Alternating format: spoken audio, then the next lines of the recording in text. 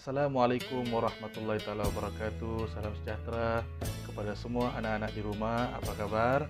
Bertemu kita lagi dalam pengajaran dan pembelajaran Bahasa Melayu tahun 3. Saya Cikgu Muhammad Jabal Nubin Pari, merupakan guru Bahasa Melayu tahun 3 di SKM Bombalai.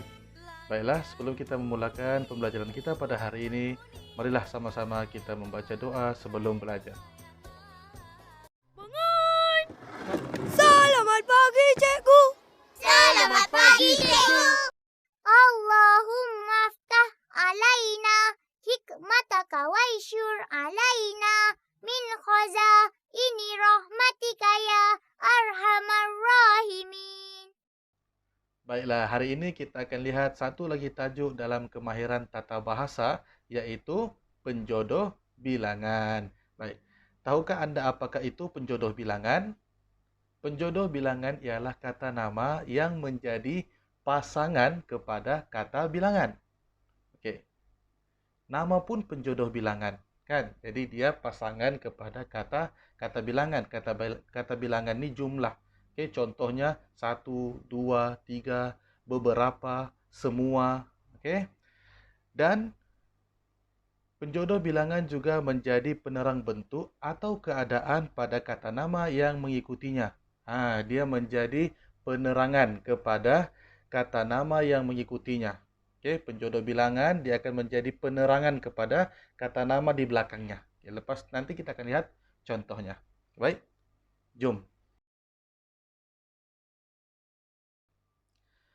Baiklah, hari ini kita lihat beberapa contoh penjodoh bilangan. Penjodoh bilangan ada banyak, tapi hari ini kita akan lihat beberapa contoh sahaja sebagai pengenalan.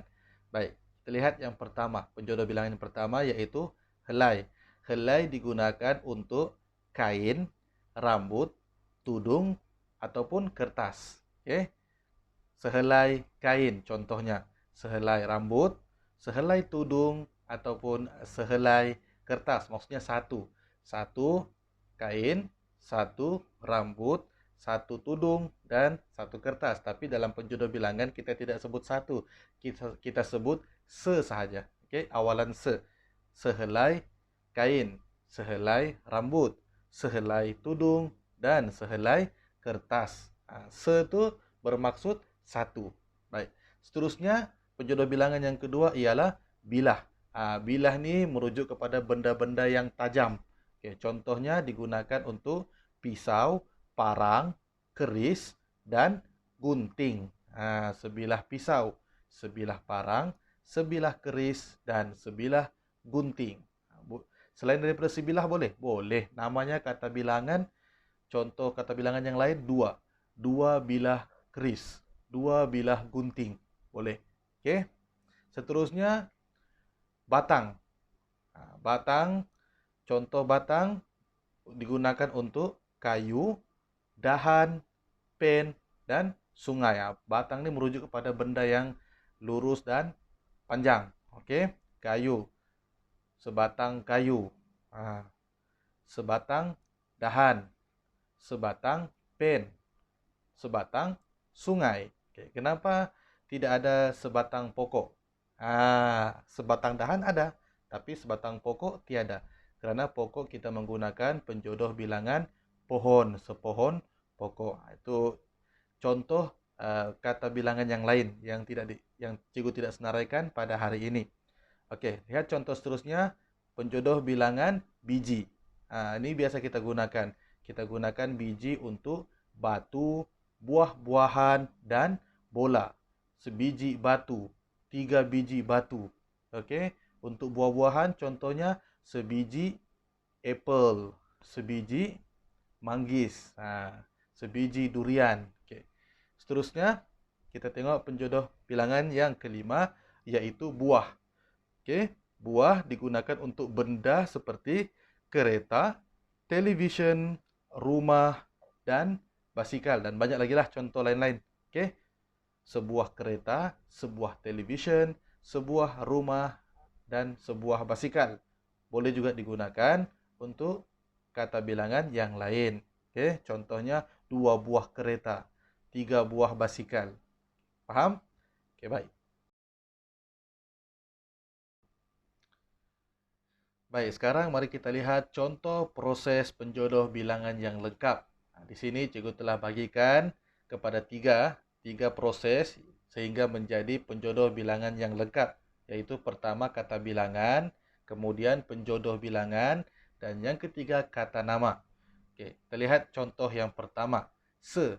Se seperti yang cikgu katakan tadi, se bermaksud satu. Penjodoh bilangannya helai, manakala kata namanya ialah kain. Bila digabungkan ketiga-tiga ni, maka jadilah satu penjodoh bilangan yang lengkap, iaitu sehelai kain. Contoh ayatnya, ibu membeli sehelai kain di kedai Pakistan. Okey. Contoh yang kedua, se lagi. Se pun menunjukkan satu. Kata bilangan, penjodoh bilangannya bilah, manakala kata namanya ialah pisau. Digabungkan ketiga-tiganya menjadi sebilah pisau. Contoh ayatnya, ibu memotong sayur dengan menggunakan sebilah pisau. Gitu ya.